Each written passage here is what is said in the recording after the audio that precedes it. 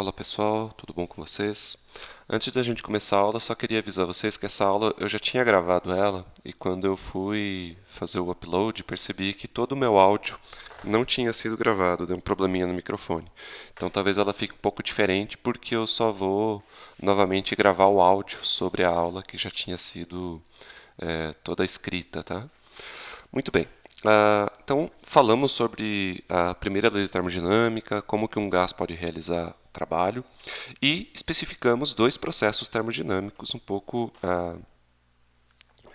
mais restritos, onde uma das variáveis de estado se mantém constante durante todo o processo.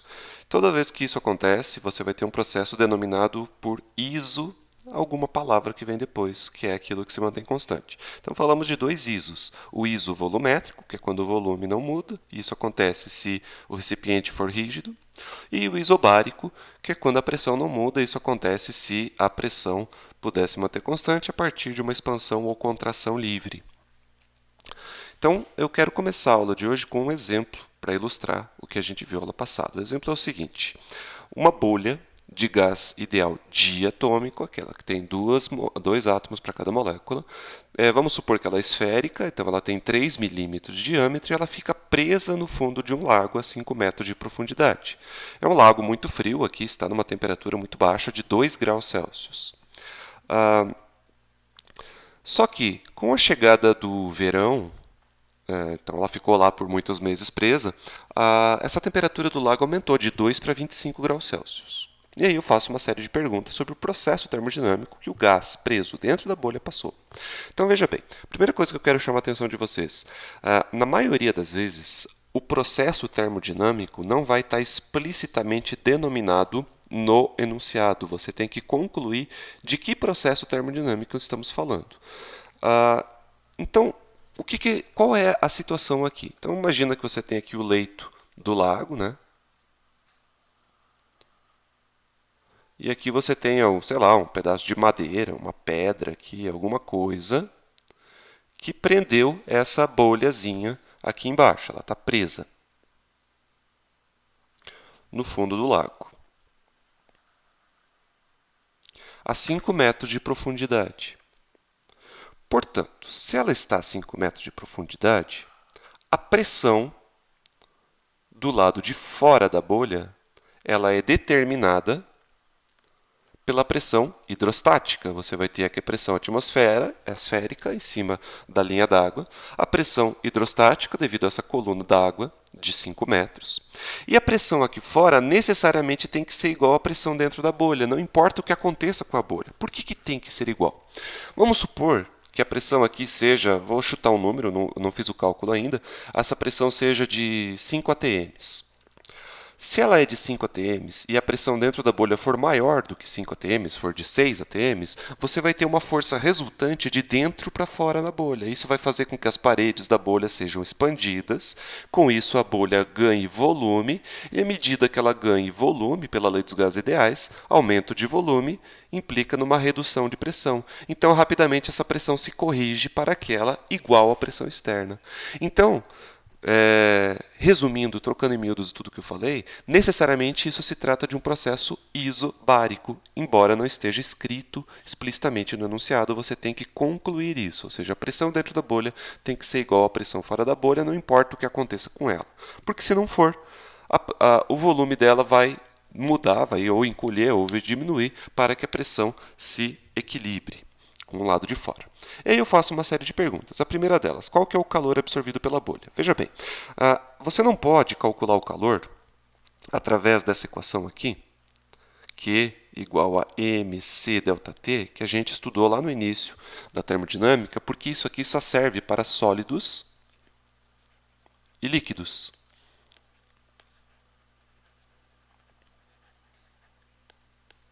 Não serve para gases.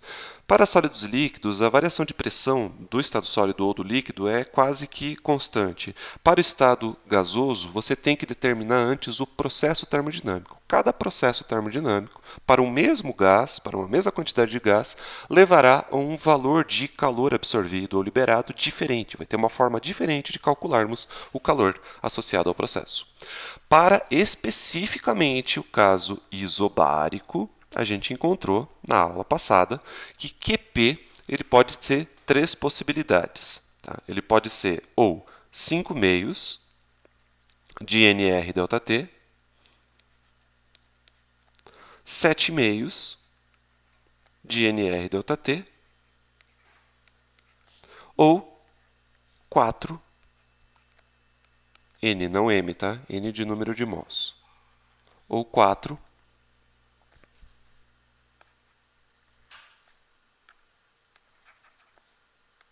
NR ΔT, a depender de se o gás for poliatômico, ou seja, 3 ou mais átomos para cada molécula, diatômico, ou monoatômico. Mas essas três possibilidades, todas elas só valem se o processo associado for isobárico, ou seja, a pressão do gás for uma constante. Então, neste caso, deste exercício, nós usaremos esta equação aqui para responder a letra A do exercício. Só que a variação de temperatura está dada, né? Foi de 2 para 25. O R é uma constante, mas o N? O N nós não sabemos. Não sabemos, mas podemos descobrir. Por quê? Da lei dos gases ideais, nós sabemos que PV é igual a nRT. Então, se nós soubermos a pressão inicial da bolha, o volume inicial da bolha e a temperatura inicial da bolha, de uma tacada só a gente já obtém esse fator aqui, o N vezes o R, que é o que eu preciso para substituir na equação aqui N vezes R. No enunciado eu não tenho explicitamente o valor do P, mas eu sei que ele está a 5 metros de profundidade e a pressão fora da bolha é igual à pressão dentro da bolha e a pressão hidrostática. Então, a pressão você vai obter através do cálculo hidrostático.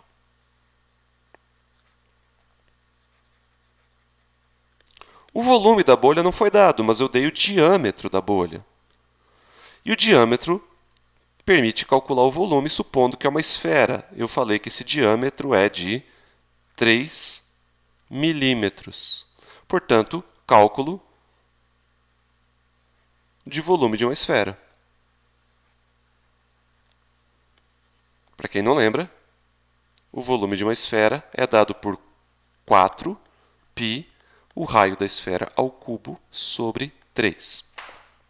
E a temperatura está explicitamente dada como 2 graus Celsius no início, só que você vai passar para Kelvin, que é 273 somados com 2 vai dar 275 Kelvin. Então, eu já fiz esse cálculo, como eu falei para vocês, na verdade eu já dei essa aula inteira, só que sem áudio. E o que a gente tem é o seguinte. Equação de pressão hidrostática aqui, você vai ter P0 mais a densidade da água vezes G vezes H. P0 é 1,013 vezes 10 na 5. Densidade da água, assumimos que é 1000. Aceleração da gravidade, 9,8. 5. Encontramos aqui 150.300 Pascal. Volume da bolha, 4πr³ sobre 3. Cuidado com a unidade. Primeiro que o raio é a metade do diâmetro. Então, se o diâmetro é 3 milímetros, nós temos aqui o raio de 1,5 milímetros.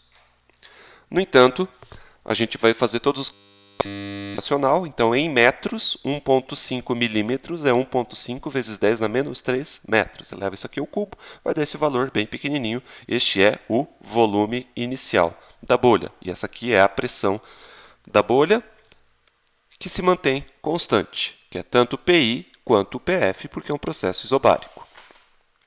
Portanto, se você pega a equação da lei dos gases ideais, a gente encontra aqui, se você opera essa equação, você encontra aqui NR é igual a PV sobre T. Então, substituindo P vezes V sobre T, aqui, nesse cálculo que já foi feito, P é este valor, V é este valor já calculado, e temperatura é este valor calculado. Encontramos aqui 7,7 vezes 10 na menos 3 Joule por Kelvin. Então, substituindo lá naquela equação de calor a pressão constante, você tem 7,5 de NR, onde NR é isso aqui.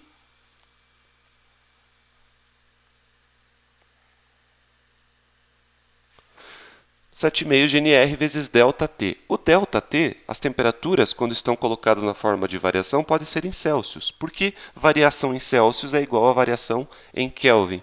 Então, a final foi 25 e a inicial foi 2 graus Celsius. Isso me fornece uma absorção de calor pela bolha de 0,622 joules.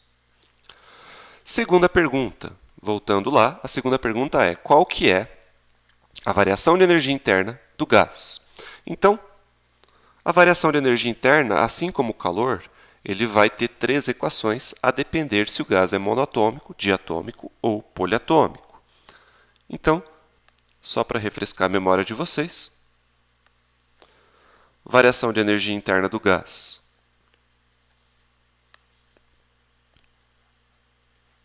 vai ter 3 equações. A possibilidade de gás monoatômico, diatômico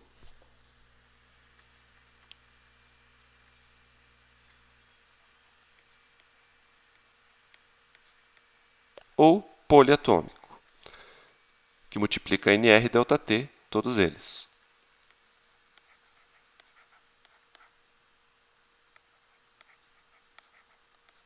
Então, aqui você vai ter mono, um átomo para cada molécula, que são os gases nobres, dia, que são 2 átomos por molécula, que são a maioria dos gases reais, ou poli. Nesse caso, vamos utilizar, então, essa equação aqui, para fazer a letra B. Então, 5/2 de NR ΔT, só utilizar a equação, os valores na equação. O NR já foi calculado, então este é o meu valor de N vezes R. E o ΔT, 25 menos 2, vai dar 23. Então, isso me fornece uma energia absorvida de 0,44 joules. Então, nesse ponto do cálculo, o que a gente sabe? Essa bolha absorveu calor. Por que ela absorveu calor? Porque o lago em volta dela esquentou. Foi do inverno para o verão. Então, o calor entrou dentro da bolha. Quanto calor que entrou dentro da bolha? Isso daqui. Só que ela guardou energia dentro dela. Variação de energia interna significa isso, o quanto ela reteve dessa energia que entrou na forma de calor. Ela só guardou 0,44 joules. Por que ela guardou menos energia do que ela recebeu? Ora, porque uma outra parte da energia ela devolveu para o lado de fora. Mas como que ela devolve? Na forma de calor também? Não. Porque isso aqui já é o calor total envolvido no processo, já é o saldo de calor. Então, é como se eu recebesse um Pix aqui de 0,6 e fizesse outro de 0,4. Desculpa, e guardasse um saldo de 0,4. Então, eu fiz um Pix para alguém aí numa diferença. E essa diferença é justamente o trabalho realizado, que é a pergunta da letra C. Qual é o trabalho realizado pelo gás?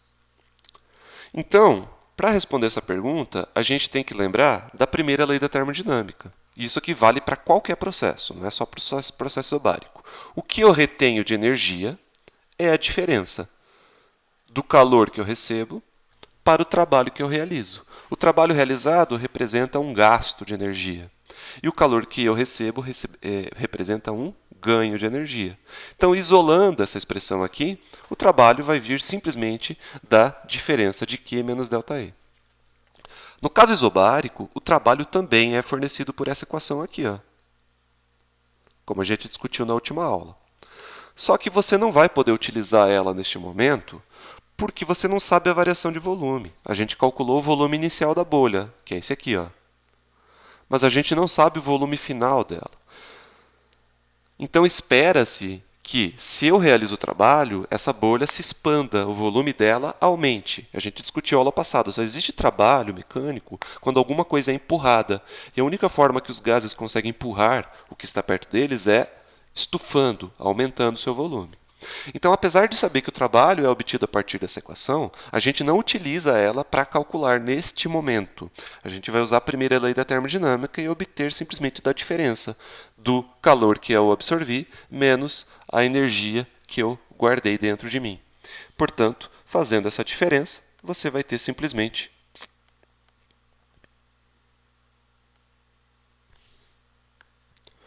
o valor aqui de 0,622 menos 0,444 vai dar 0,1777 joules. E aí, a pergunta D, que aqui eu escrevi B, não lembro porquê, errei aqui. A última pergunta.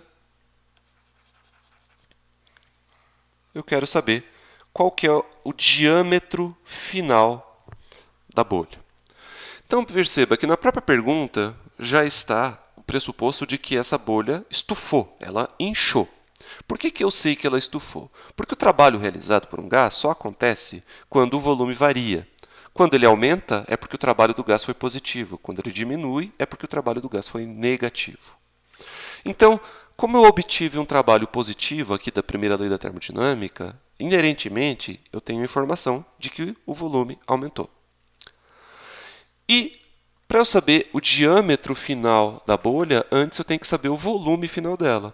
Então, como eu já calculei o trabalho e eu sei que o trabalho também está relacionado com essa expressão, se eu isolo a variação de volume aqui, você pega o trabalho realizado, que foi encontrado, a pressão se manteve constante, portanto é o mesmo valor de pressão que a gente encontrou lá no início do exercício, você vai ter um volume final de 1,18 vezes 10 na menos 6 metros cúbicos. Por que é um valor tão pequeno? Porque 1 metro cúbico é uma coisa muito grande. E como eu estou falando de uma bolhazinha, vai dar essa potência de 10 na menos 6. Isso não é o volume final, isso é a variação de volume. Ou seja, o quanto o volume aumenta. Para saber o volume final, eu tenho que somar essa variação de volume, que é este número aqui, com o valor inicial dele, que é este aqui, ó. De onde veio esse número? É o valor que a gente calculou lá no início do exercício. Esse daqui, ó. Este valor aqui, que nós calculamos no início do exercício, que é o volume inicial da bolha.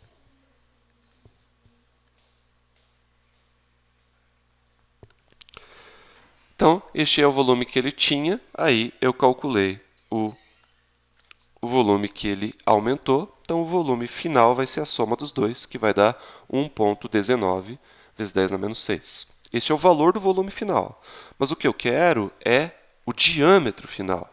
E qual que é a relação do volume com o diâmetro? Primeiro tem que relacionar com o raio. Equação de volume de uma esfera, 4π raio ao cubo sobre 3. Então, o volume final é igual a 4π vezes o raio final ao cubo sobre 3. Isolo o raio nessa expressão. Vai dar a raiz cúbica. Então, vai dar a raiz cúbica de 3 vezes o volume final sobre 4π. Só isolando aqui. Então, este é o valor do raio final da bolha. Só que a pergunta que eu tenho é sobre o diâmetro, né? Então, eu tenho que multiplicar por 2. Então, o diâmetro vai ser 2 vezes isso. Se você multiplica por 2, você vai encontrar algo como 1,3 centímetros. Ou seja, a bolha vem do inverno de 3 milímetros para, no verão, aumentar o seu volume, ou seja, estufar até mais de 1 centímetro devido à sua absorção de calor. Beleza, gente? Bom, pessoal, então vamos, depois desse exemplo, prosseguir aqui com a especificação dos processos termodinâmicos. A gente tem os ISOs, né? O isobárico e o isovolumétrico. Lembrando que cada processo com essa palavra é porque uma das variáveis de estado se mantém fixas durante todo o processo. E é importante ressaltar que a gente vai falar de 4, a gente vai, não é que vai falar só de 4, mas nós vamos detalhar 4 processos, que são 3 isos, que é o isobárico, o isovolumétrico e o que a gente vai falar agora, chamado isotérmico, e um que não começa com iso, chamado adiabático. Mas não significa que só existam 4 processos termodinâmicos, existem infinitos processos termodinâmicos. Qualquer transformação que você realize num gás constitui um processo. Você não necessariamente precisa restringir aí uma propriedade a eles. Esses são apenas processos que têm especial interesse, porque a gente consegue encontrar expressões aí um pouco mais simplificadas para eles. Mas, na prática, toda vez que nós temos um processo, eu vou repetir algo que já foi falado, tá? Porque eu acho muito importante. Nós temos uma curva num diagrama chamado diagrama PV, que leva um ponto inicial e a um ponto final. Os pontos no diagrama são os estados do gás. Então, eu tenho um estado I, a uma pressão e um volume, e um estado F. Toda vez que você tem os estados intermediários pelos quais o gás se encontrou, você tem a constituição de uma linha aqui nesse tipo de diagrama. E a linha, que nada mais é do que o conjunto dos pontos, é o que vai caracterizar o processo. Então, cada processo vai constituir um tipo de linha diferente. O processo determina a linha. Então, o mesmo estado inicial e o mesmo estado final poderão ser transformados de um no outro através de diferentes processos, infinitos. Afinal de contas, você tem infinitas linhas que conectam I até F. A questão é que cada linha vai ter uma área sobre ela. E nós sabemos que a área embaixo dessa linha aqui é numericamente igual ao trabalho realizado pelo gás. Então, a equação de trabalho do gás ela vai ter uma expressão matemática diferente para cada processo. Cada processo vai conduzir a um valor de trabalho diferente. Então, aquela equação que a gente usou no exemplo anterior, P vezes ΔV, não é uma equação geral, ela é uma equação para um tipo de processo específico, que é o isobárico, que vai ter uma linha específica e, portanto, vai ter um tipo diferente de calcular a área. Para um caso mais geral, esse trabalho vai ter que ser obtido através da realização da integral P, que varia com V, diferencial dV, de um volume inicial VI até um volume final VF. Essa é a expressão geral. Aí talvez vocês devam estar se preocupando agora, né? Poxa, mas eu vou ter que ficar fazendo integral, então. Olha, teoricamente sim, mas o que a gente vai fazer aqui? Eu vou resolver essa integral para vocês, para cada um desses 4 processos que eu falei que tem especial interesse, e o resultado dessa integral já vai me dar uma expressão pronta que você vai utilizar para cada processo, onde essa daqui é uma delas apenas, e existem outras 3. Uma delas fala que o trabalho é zero, que é o caso isovolumétrico, né? Então só sobrou 2.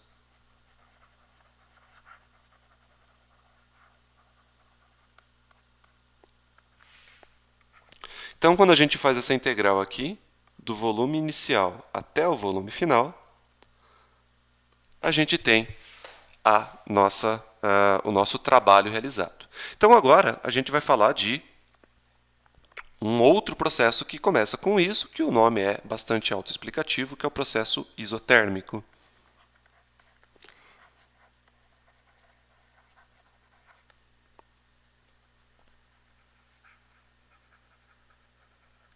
Ou seja, durante todo esse processo, a temperatura se manteve constante. Antes de abrir as equações desse processo, eu quero falar um pouco da parte qualitativa. Como que você consegue variar a pressão e o volume, afinal de contas essas não são constantes, sem mudar a temperatura. Veja bem, a tendência de um gás, a tendência, não é que ele vá fazer isso, mas a tendência, se você pega a lei dos gases ideais, é que quando você diminui o volume, a temperatura aumente. Então, pense que você tem um recipiente, aqui você vai ter uma parte móvel, como um êmbolo, por exemplo. Deixa eu fazer diferentinho aqui. Digamos que essa parte vermelha seja um êmbolo móvel, que você consegue empurrar ou puxar, e você esteja empurrando ele.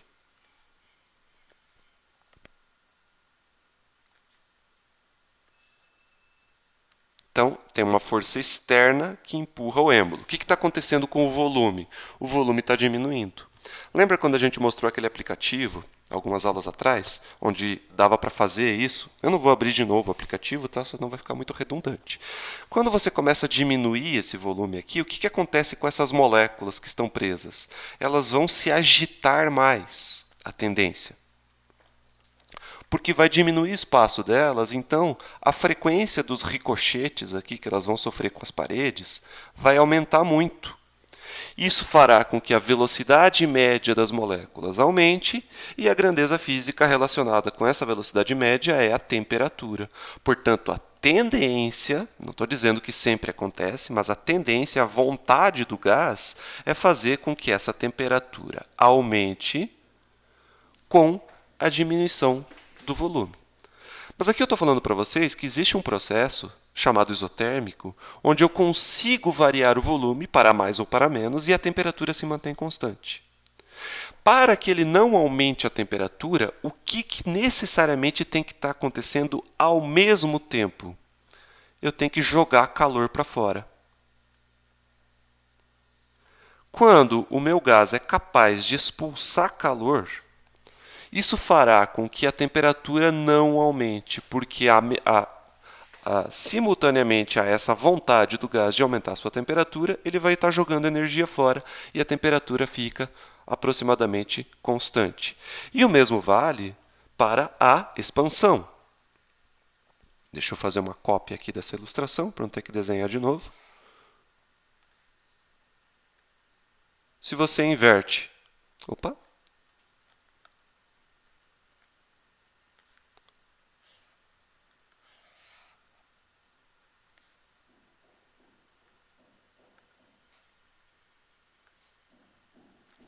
Se você inverte todas as setas aqui, para mudar o sentido do processo, você teria alguma coisa expandindo o gás. Portanto, essa seta aqui seria uma seta de expansão. Durante a expansão, a vontade... Eu estou chamando assim de uma forma não muito cientificamente correta, porque o gás não tem vontade, né? Mas a tendência do gás é fazer com que ele esfrie diante de um aumento de volume. A agitação térmica acaba diminuindo, mas para que não diminua, o sentido do calor é de fora para dentro. Então, uma absorção de calor evitará que essa temperatura diminua. Então, a temperatura fica constante, tanto na expansão quanto na contração. Então, tanto num caso quanto no outro, eu posso dizer que a temperatura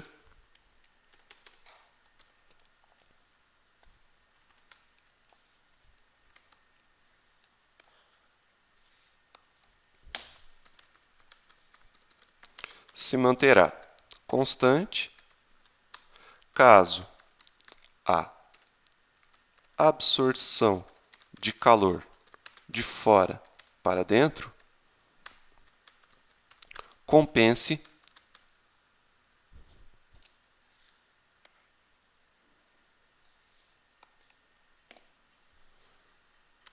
a tendência do gás de diminuir a sua temperatura durante a expansão.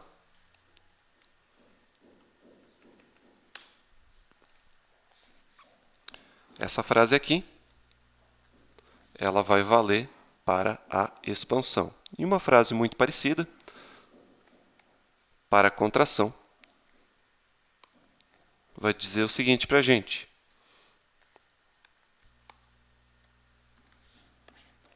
A temperatura se manterá constante caso, ao invés de absorção, a liberação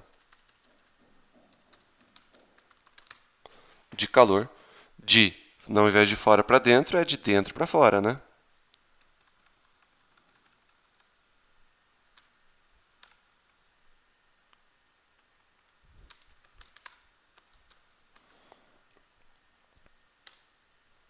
Compense a tendência do gás. Qual é a tendência do gás? De diminuir? Não, neste caso seria de esquentar, né? Aumentar.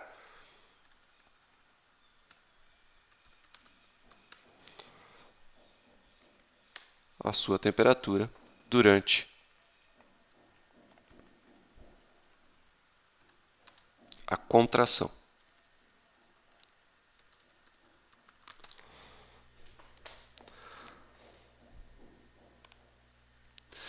Qualitativamente, essas duas exigências que eu fiz aqui, na contração e na expansão, para que essa temperatura não aumente na contração e para que ela não diminua na expansão, essa liberação de calor tem que acontecer, mas ela tem que acontecer de uma forma muito equilibrada, porque se eu jogo mais calor para fora do que o meu gás tende a esquentar, ele vai acabar esfriando.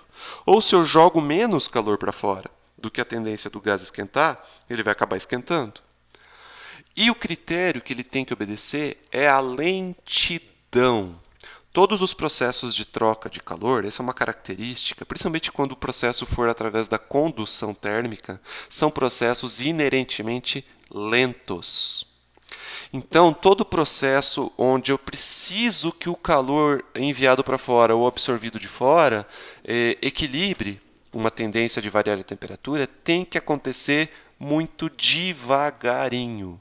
Ou seja, a característica do processo isotérmico é que sejam processos lentos, onde a absorção de calor ou liberação compense essa tendência de aumentar ou diminuir a temperatura. Então, lembre, cada processo vai ter uma característica qualitativa. A do isovolumétrico era que o recipiente era rígido. A do isobárico era que a expansão ou contração fosse livre, ou seja, ele tivesse liberdade total de variar o seu êmbolo. E o processo isotérmico é que o processo seja devagarinho para que haja absorção de calor. Isso confunde muita gente. A pessoa acha assim, não, temperatura não muda porque não absorve calor. Justamente o contrário. Para que a temperatura não mude, ele tem que trocar calor, e isso é feito lentamente. Então, nós temos também aqui um videozinho do professor Furukawa, lá da USP, o mesmo professor que eu mostrei em outras aulas para vocês. E aqui ele vai mostrar para a gente como que se ilustra um processo isotérmico. Então, aqui ele vai mostrar aquele aparelho para a gente observar a variação de pressão, é aquela mangueirinha. Aqui você tem o recipiente que vai armazenar o gás. E aqui você tem um êmbolo móvel. Essa mangueirinha, só para quem não lembra da última aula, tem um líquido verde aqui, e é para a gente observar se a pressão aqui, ele vai acoplar esse lado da mangueira aqui no gás. Se a pressão aqui do gás armazenado no recipiente for maior do que a pressão atmosférica, o lado esquerdo do braço da mangueira vai descer a coluna de líquido, e o lado direito, esse braço aqui vai subir. Se, por outro lado, a pressão aqui for menor do que a pressão atmosférica, esse braço aqui vai ter a sua coluna subindo e esse lado direito vai ter o seu braço da coluna descendo. Aqui em cima você vai ter um êmbolo que permite aí a variação de volume do gás. E ele só vai ilustrar para a gente aquilo que eu já falei sobre o aumento e diminuição de pressão assoprando. Então, ele aumenta a pressão assoprando e a coluna se desalinha, né? Então, quando elas estiverem alinhadas, é porque a pressão é igual. Veja só, deixa eu dar um pause aqui. Ó. Este êmbolo aqui, você vê que ele tem um volume, essa parte que ele consegue introduzir dentro do gás, tem um volume considerável. Ou seja, quando ele introduz essa parte, quando ele aperta o êmbolo, o volume do gás diminui. E quando ele puxa para cima, né? Quando ele traz para cima, o volume do gás, essa parte deixa de ocupar o recipiente e o volume...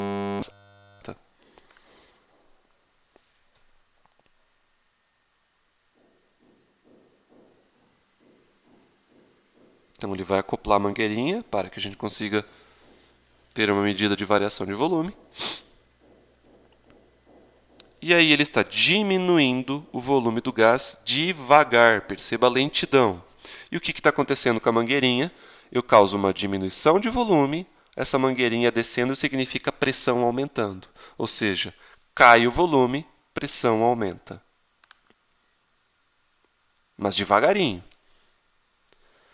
Agora eu aumento o volume, a pressão diminui. Lembra? Esse braço aqui subindo significa pressão caindo. Então, aumenta o volume, cai pressão. Diminui o volume, aumenta a pressão.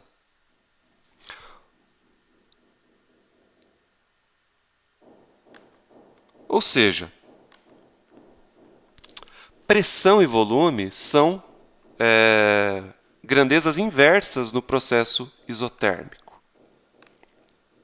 E isso vai ser muito importante para o cálculo que a gente vai fazer agora. Por quê? Nos dois processos que a gente obteve aqui a equação de trabalho realizado, antes de fazer qualquer cálculo, eu tenho que olhar qual que é a curva que o processo descreve num diagrama PV. Eu preciso saber dessa curva, porque eu preciso da função. Eu tenho que realizar essa integral aqui, ó.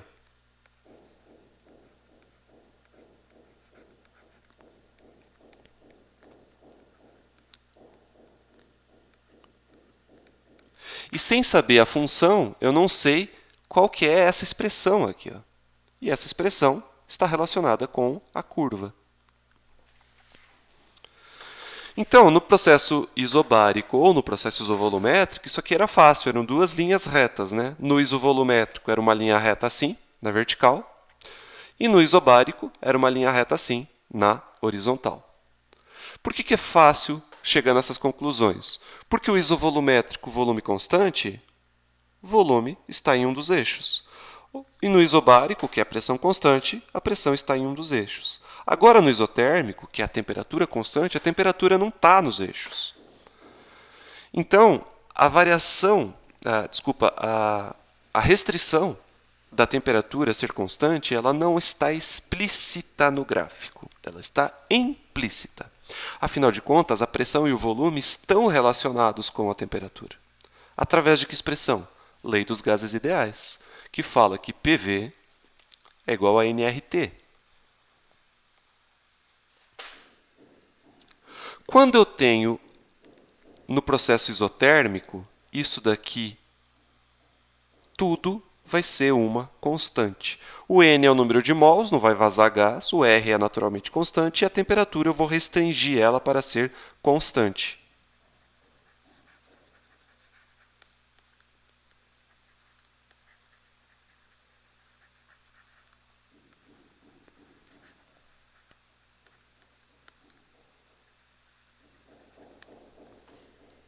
Portanto, se você isola a pressão aqui, você vai ter a pressão dada por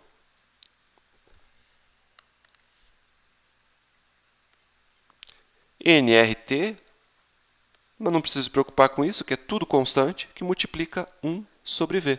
Por isso que eles são inversos. Por isso que quando o Furukawa, lá no videozinho, diminuía o volume, a pressão aumentava. Quando ele aumentava o volume, a pressão diminuía. Porque é uma relação inversa. Esse tipo de função é o tipo 1 sobre x.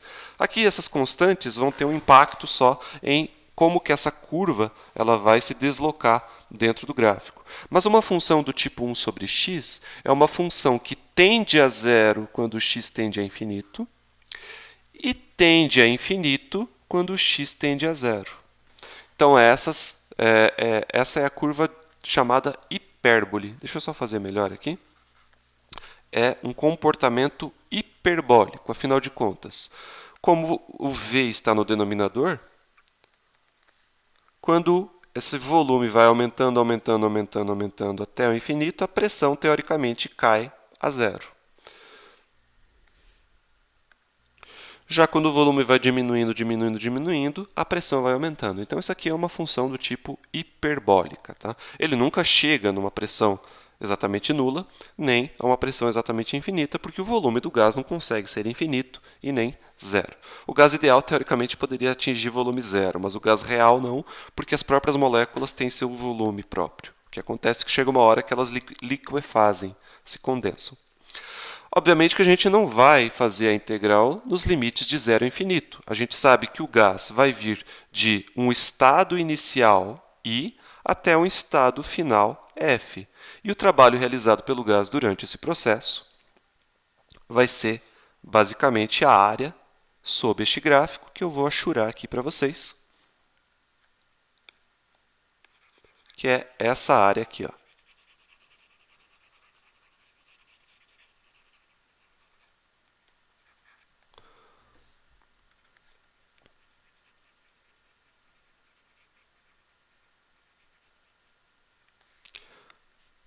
Então, essa área aqui é o trabalho realizado por um processo isotérmico. Aí você pensa, ferrou, né? Como é que eu vou calcular uma área que o teto aqui dessa região é uma curva e não é uma linha reta? De fato, você não vai conseguir fazer o cálculo da área através das equações de áreas de figuras planas.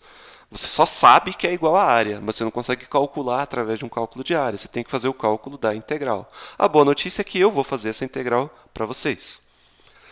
Você só vai usar o resultado da integral. E eu vou fazer essa integral em termos das variáveis. Então, eu vou deixar as variáveis abertas, você só vai substituir ela nos exercícios. Então, vamos lá. Como que você faz essa integral?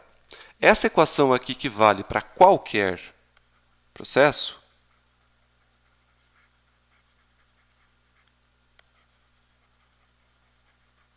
se no lugar deste P variando com V, você substitui essa expressão aqui, que já é específica do caso isotérmico,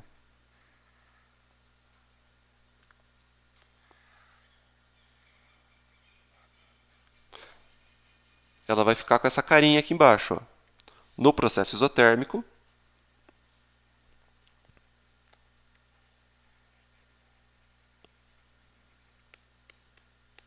o trabalho vai ser igual a integral, ao invés de P de V, você vai escrever nRT, que multiplica 1 sobre V dV, nos limites do volume inicial para o volume final. Vamos passar para outra página. Você pode ter se assustado com essa integral, mas ela é bem simples de fazer. Primeiro, porque todas as constantes podem aparecer aqui na frente, multiplicando a integral como um todo, ou seja, nRT da integral de dV sobre V. Talvez você lembre, nas aulas de cálculo, da integral de 1 sobre x, lembra? Só que aqui, ao invés de x, é v. A integral de 1 sobre x é logaritmo neperiano, ln, de x. No caso aqui, você vai ter nRT, que multiplica o ln de v. Só que isso aqui é uma integral definida, onde eu tenho que substituir os limites da integral. Limite inferior e limite superior. Como é que você substitui limite de integral? De uma integral definida? Substitui o v por vf e depois substitui o v por vi com sinal contrário, ou seja, nRT, que multiplica o ln de vf menos o ln de vi. Trabalho realizado, portanto, vai ser nRT. O logaritmo tem uma propriedade muito interessante, que quando você tem a subtração de um pelo outro, você pode fazer um logaritmo só, onde os argumentos dentro do logaritmo se dividem, ou seja, vf sobre vi. Então, essa é a expressão de trabalho realizado no processo isotérmico.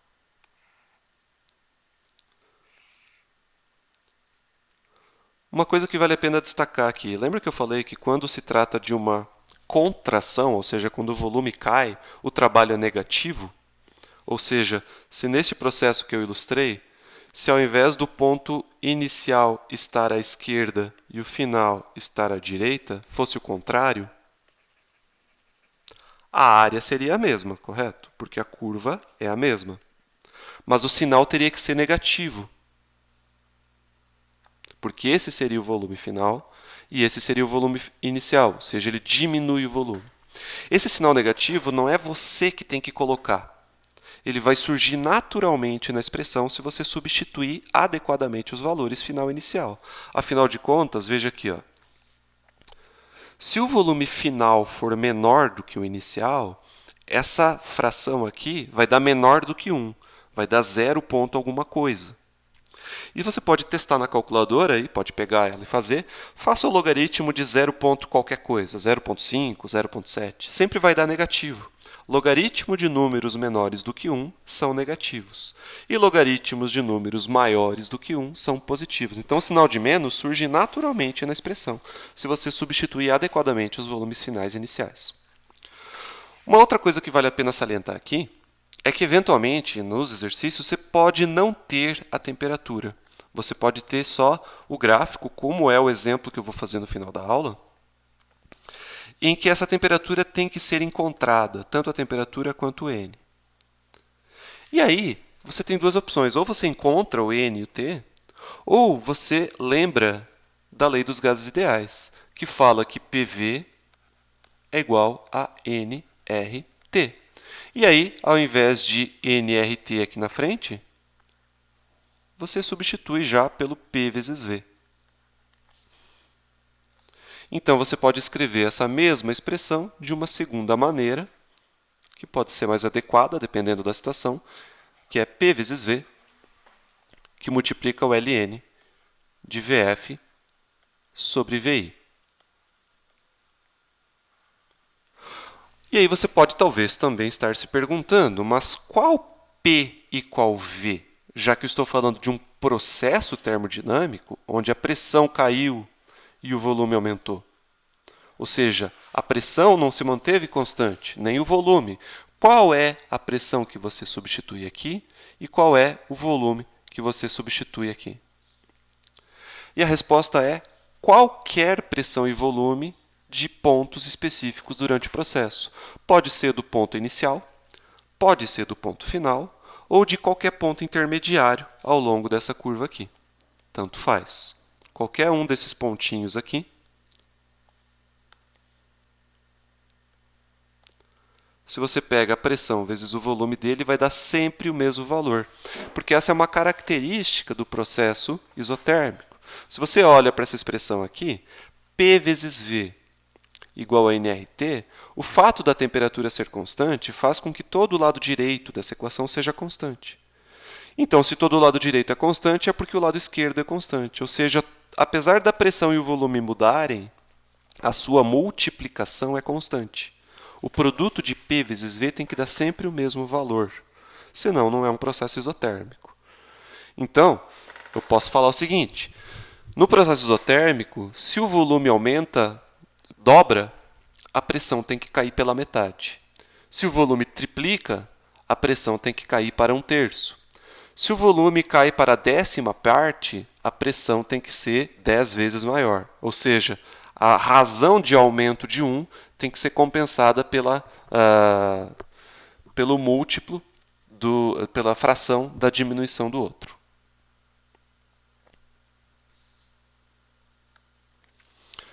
Então, podemos ter em mente aqui que você não vai precisar resolver essa integral, tá? Você só vai precisar eu vou até apagar aqui essas observações para não poluir muito. Caso você queira anotar, você vai usar uma dessas duas possibilidades aqui. É assim que a gente calcula o trabalho realizado no processo isotérmico. Ou nRT vezes o logaritmo da razão dos volumes, ou PV vezes o logaritmo da razão dos volumes. Uma coisa que é importante também falar é o seguinte. Vou de novo esboçar este gráfico da curva isotérmica.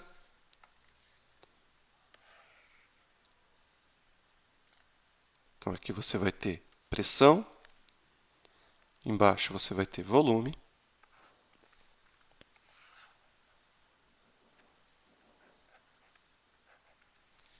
E aí, digamos que você pega um gás ideal e você faz ele passar por um processo isotérmico onde a temperatura foi mantida constante. Perceba que em nenhum momento eu falei sobre quanto tem que ser mantida essa temperatura. E a resposta é, depende do processo. Você pode manter a temperatura constante em 20 graus Celsius, em 100 graus Celsius, em 0 graus Celsius, tanto faz. A cara dela sempre vai ser a mesma. Sempre vai ter esse comportamento assintótico. O que é um comportamento assintótico? Qualitativamente, ele tem esses limites bem definidos. O limite aqui tendendo ao infinito e o limite aqui tendendo a zero. Mas se eu quiser comparar uma curva isotérmica onde a temperatura foi mantida em, sei lá, 20 graus Celsius, com uma outra curva onde a temperatura que foi mantida constante foi de 0 graus Celsius. Você também vai ter uma curva com a mesma cara, mas não vai ser esta curva, vai ser uma outra. E a forma como ela vai estar posicionada relativamente é mais interna ao eixo. Vai ser mais ou menos essa curva aqui, ó. Não exatamente, tá? Mas aproximadamente vai ser uma curva que se relaciona com a primeira desta maneira. Ou seja, quanto mais para dentro a curva isoterma estiver, significa que a temperatura é menor. E quanto mais externas, digamos que eu tenho um gás, se esse daqui era 20, se eu mantive aqui a temperatura de 100 graus Celsius, você vai ter, então, uma curva mais externa. Então, normalmente não, é muitas vezes normal a gente pegar um diagrama PV e mesmo que o processo não seja isotérmico, a gente fatiar ele com várias isotermas, cada uma com uma temperatura constante que seja diferente uma da outra. Deixa eu só ajeitar essa linha aqui. Acho que agora ficou razoável. Então, esse seria o T3. Então, a relação é T2. Aqui eu não usei uma sequência muito óbvia, mas nesse caso, em ordem de tamanho, a temperatura T2 é a menor de todas, a T1 é a intermediária e a T3 é a maior de todas. Então, é muito comum a gente pegar e fatiar esse diagrama aqui com várias isotermas, fazer mais de uma.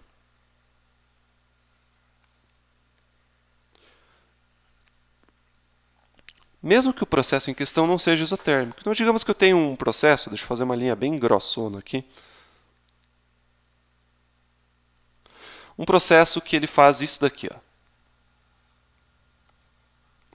O que aconteceu aqui? Ele está cruzando as isotermas. Toda vez que ele cruzou, ele instantaneamente, temporariamente, ele assumiu o estado de uma isoterma.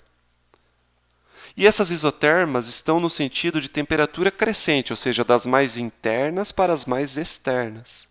Então, esse processo dessa linha mais grossa aqui foi um processo de aquecimento. A temperatura aumentou, porque ele veio de regiões mais internas para regiões mais externas. Por outro lado, se eu tivesse um outro processo que fizesse, por exemplo, isso daqui, você teria um processo de resfriamento, porque eu cruzei as isotermas do lado mais externo para o lado mais interno. Além disso, as isotermas obedecem uma propriedade que também é interessante, que é o fato delas nunca poderem se cruzar. Duas isotermas, apesar de elas se aproximarem assintoticamente nos limites, tanto de volume tendendo a zero quanto de volume tendendo ao infinito, se eu faço duas isotermas, a temperaturas diferentes, cada uma delas. Vamos pegar uma temperatura maior e uma temperatura menor.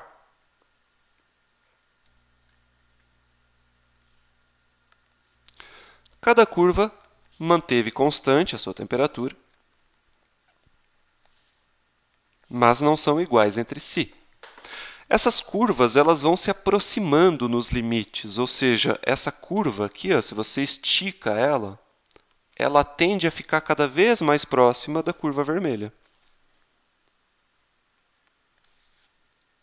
Assim como no outro limite, elas também se aproximam assintoticamente.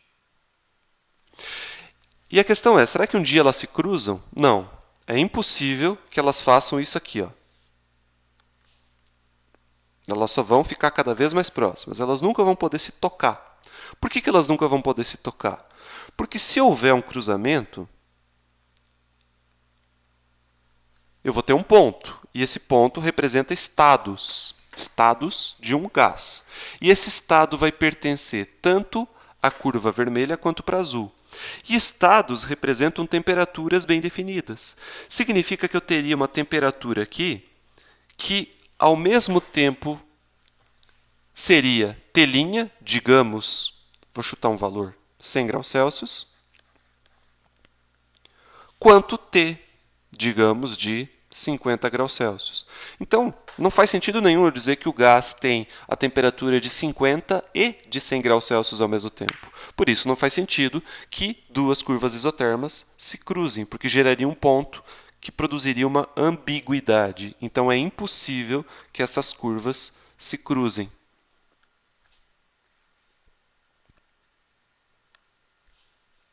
Então, isso daqui não pode acontecer. Então, duas isotermas nunca se cruzam.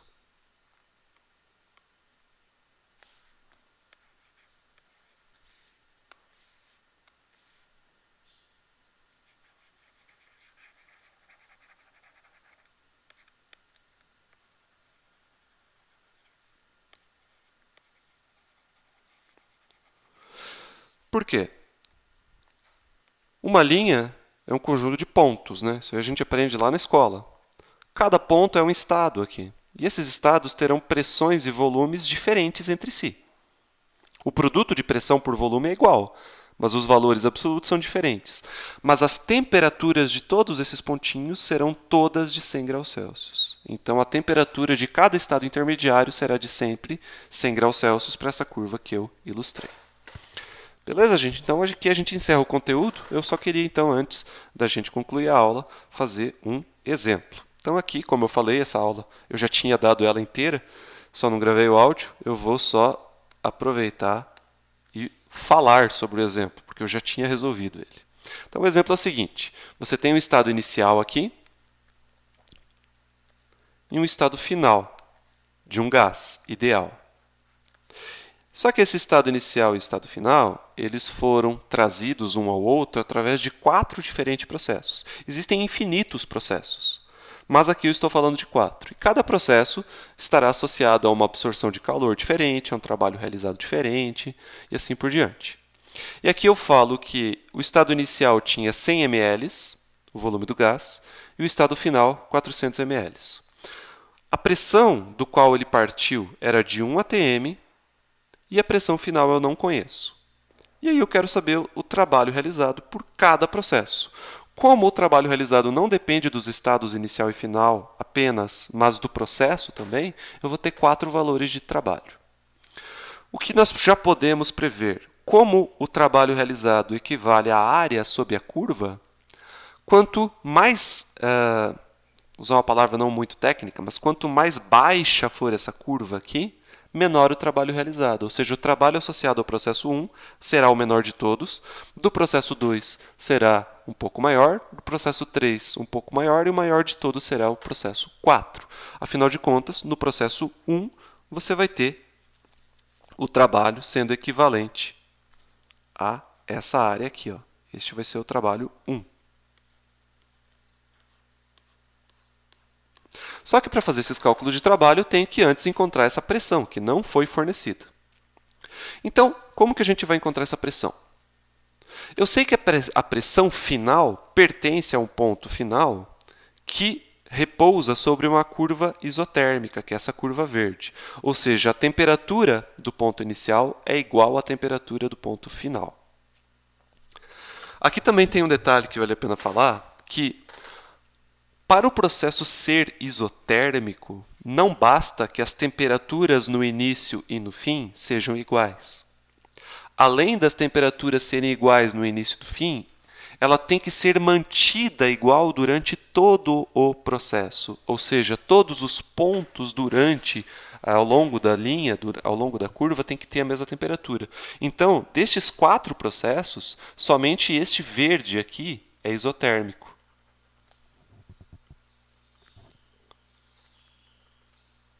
O processo 1 não é isotérmico, apesar das temperaturas no início e no fim serem iguais, porque elas pertencem a uma curva isotérmica. Tá? Deixa eu só detalhar um pouco mais isso que eu estou falando. Novamente, vamos pegar aqui um diagrama PV.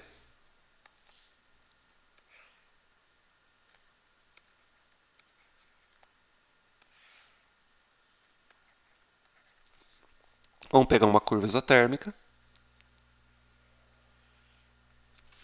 Ficou meio estranho porque foi muito rápido. Então, todos os pontos pertencentes a essa curva...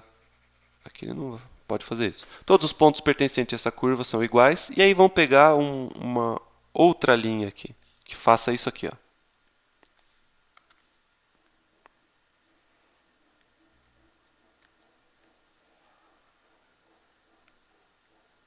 São dois processos. O processo que eu fiz em preto é um, e o processo que eu fiz em azul é outro. Mas ambos partiram do mesmo ponto inicial para o mesmo ponto final.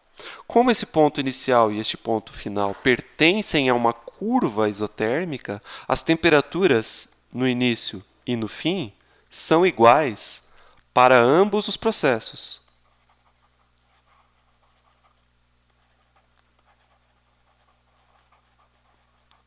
Se eu chamar esse processo de 2 e esse processo de 1, eu posso afirmar que somente o processo 1 é isotérmico, mas o processo 2 respeita essa afirmação, que as temperaturas são iguais no início e no fim. No entanto, os estados intermediários, que são esses outros pontos, têm temperaturas que variaram. Ela esquentou um pouco, porque ela foi para a parte externa do gráfico, e depois esfriou um pouco e terminou na mesma temperatura. Ou seja, somente o processo 1 é isotérmico. Eu tenho uma situação equivalente. Todos os 4 processos têm as temperaturas inicial e final iguais, porque elas passam pela linha verde, que é isotérmica. No entanto, somente a linha verde corresponde a um processo estritamente isotérmico. As outras linhas correspondem a outros processos. Mas, por ser um processo isotérmico, eu tenho que respeitar essa constante. O produto de P vezes V tem que ser constante. Sendo assim, o produto de PI vezes VI tem que ser igual ao produto de PF vezes VF, que é a mesma coisa, não pode mudar. Então, o que aconteceu com o volume? Quadrupliquei, né? Foi de 100 para 400. Então, o que vai acontecer com a pressão? Vai cair pela quarta parte. Eu quadruplico o volume, eu divido a pressão por 4. Vai ficar em 0,25 atms. Ou, se você quiser substituir na equação, substitui em atm para obter o valor da pressão também em atm. Vai ser P1, VI 100, VF 400, vai dar 0,25. Outra atenção. 100 e 400 estão na unidade de ml, que não é a unidade de Sistema Internacional para volume. No entanto, aqui eu posso utilizar em ml, porque eu estou dividindo volume por volume, e aí a conversão de unidade acaba se cancelando. Então, eu encontro a pressão final. E aí podemos fazer os cálculos, começando pelo processo 1. O processo 1 é um processo que passa por uma etapa isovolumétrica, onde o trabalho é zero. Essa é a etapa isovolumétrica. E a etapa isobárica é dada por P ΔV. Mas qual pressão? É a pressão final. Ele desce até a pressão final e depois mantém ela constante, que é o 0,25. Então, a gente vai substituir aqui 0,25, só que vai ter que transformar para Pascal. Então, este é o fator de conversão. E a variação de volume é o quê? 300 ml, né? De 100 para 400 dá 300. Só que a transformação de ml para metros cúbicos é o quê? Veja, ml é mililitro. Então, é um milésimo de litro. Então, 300 ml corresponde a 0,3 Ls, 0,3 litros. Mas 1 litro é um milésimo de metro cúbico. Então, vai dar 3 vezes 10 na menos 4 metros cúbicos. Então, isso aqui vai equivaler a 7,6 joules. Agora, o processo isotérmico. Você vai usar aquela equação lá, P vezes V, porque eu não tenho a temperatura, estou com preguiça de encontrar ela, até poderia encontrar, mas vou usar essa equação aqui. Posso usar o PI/VI ou PF/VF, te garanto que dá o mesmo resultado. PI vezes VI, logaritmo neperiano de a razão dos volumes. Pressão inicial é 1 atm, só que você não vai usar em atm, você vai ter que converter para Pascal, por isso a multiplicação por essa quantidade. O volume inicial é 100 ml, só que em metros cúbicos equivale a 1 vezes 10 na menos 4. E a razão do volume final pelo inicial é 400 sobre 100, que é 4. Se você transformasse para metros cúbicos, daria 4 também, porque é a razão de dois volumes. Se você substitui tudo, você vai encontrar 14 joules, que, como a gente previu, este trabalho é maior do que este. O trabalho 2 é maior do que o trabalho 1, o dobro quase, porque a área sob a curva verde é visualmente maior do que a área sob a curva vermelha. Vamos para o trabalho do processo 3. Veja bem, o processo 3 é essa linha reta. Essa linha reta não é nenhum dos três processos que a gente deu nome, que são os três ISOs, isotérmico, isovolumétrico e isobárico. Então, a gente vai ter que fazer o cálculo desse trabalho através de cálculo de área mesmo. E aí eu posso dividir essa área em duas. Ou é uma área de um trapézio, ou, se você quiser, se divide ela em duas.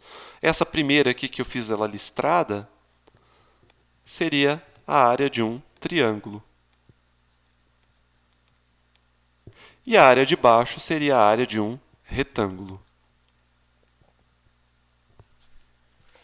Só que quando você faz pelo cálculo da área, você que tem que dar o sinal positivo ou negativo, analisando se trata-se de uma expansão ou de uma contração. Neste caso é uma expansão, portanto é sinal positivo. Área do triângulo, base vezes altura sobre 2.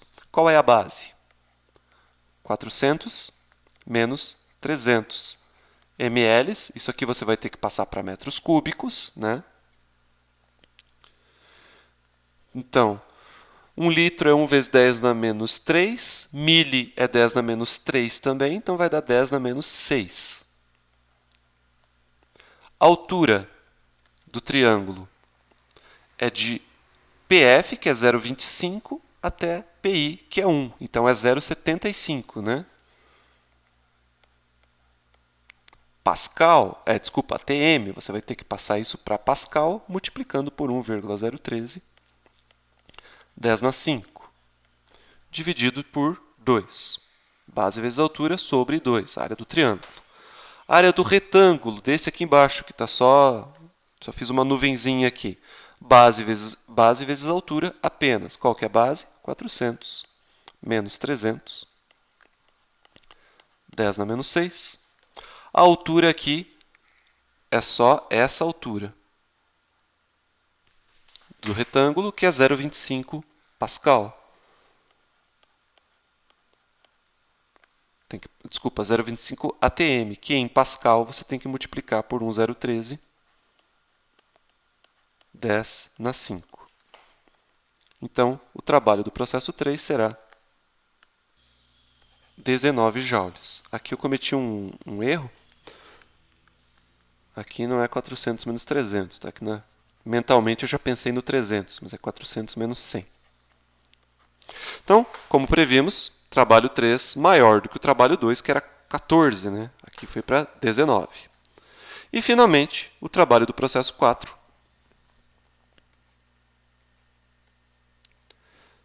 São duas etapas, né? A primeira etapa é isobárica e a segunda etapa é isovolumétrica. Só que a etapa isovolumétrica não realiza trabalho. Volume constante, não expande nem contrai, então só precisamos nos preocupar com essa etapa. Qual que é o trabalho isobárico? P delta V. Só temos que saber qual P, né? PI ou PF? PI, né? Porque a pressão que foi mantida constante no processo 4 foi a pressão inicial, que é de 1 atm. Então, o trabalho do processo 4 vai ser 1, que multiplica 1,013, 10 na 5, para passar para Pascal, vezes variação de volume, que é o quê? 3 vezes 10 na menos 4, que é 300 ml, né, em metros cúbicos. Então, o trabalho 4 será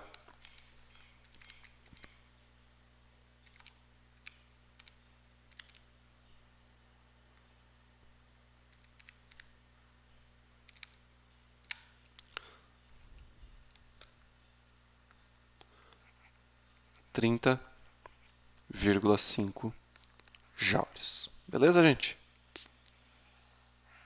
Com isso, então, a gente encerra os processos ISO. Na próxima aula falaremos do processo adiabático, que não começa com ISO, e vamos descobrir por quê.